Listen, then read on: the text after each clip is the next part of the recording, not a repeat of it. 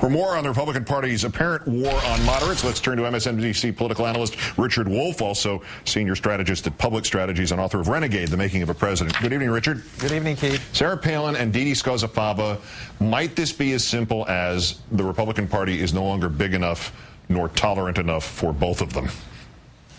Well, the Republican Party has been conducting this purge of moderates for a very long time. It started with the Club for Growth and Grover Norquist, and we're seeing it reach a sort of logical conclusion because there aren't that many moderates left. And yeah, the party isn't big enough for the Twitter and Facebook poster from the North, but it goes to something more than this, which is what kind of party do they want to have? And can they see the threat, really the kind of mortal threat that this independent conservative movement poses, not just to moderates, but to the party as a whole? I think this is typically for Sarah Palin a tactical move, not a strategic one. The long-term strategy doesn't lead to any good conclusion for the Republican Party.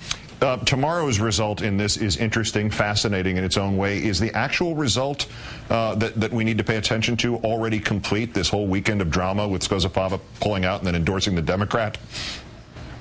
Well, look, the media is going to portray the whole thing as a referendum on Obama here.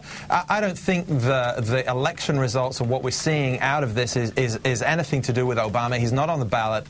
There is economic distress. There are bigger concerns going on there. But by far the biggest story here is the kind of independent politics that Obama harnessed on the left, and people are trying to figure out what it means for the right.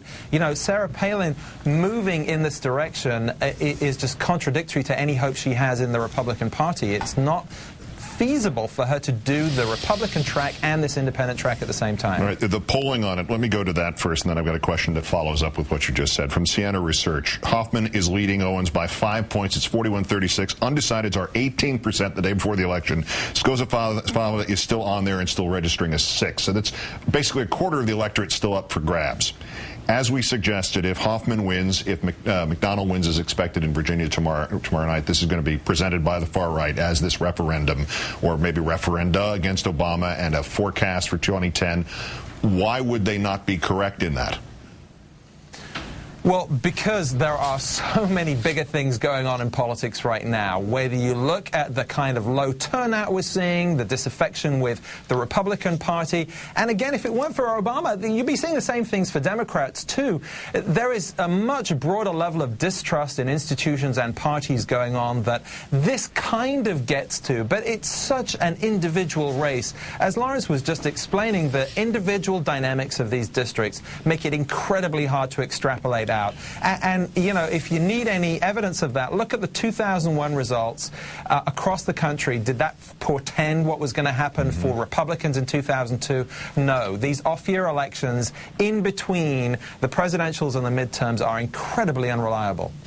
Obviously, and Lawrence pointed this out, the 23rd is open because the Obama administration named the former occupant of that seat to be Secretary of the Army, Mr. McHugh.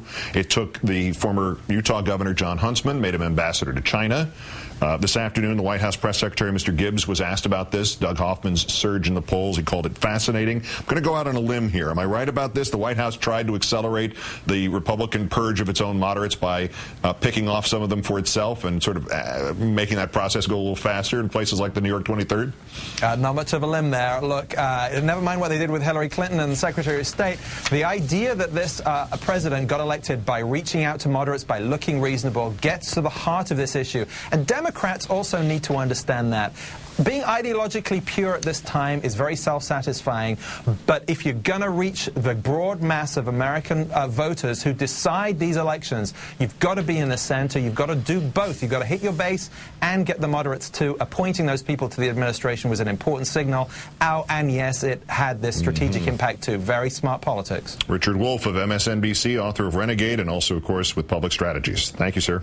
Thank you, Keith. MSNBC will be live all night tomorrow as the election results from New Jersey and Virginia come in. We're looking at New Jersey and Virginia. I'll join you for Countdown Live at 8 p.m. Eastern and live again at 10 p.m. along with the rest of the MSNBC primetime lineup in New Jersey and Virginia.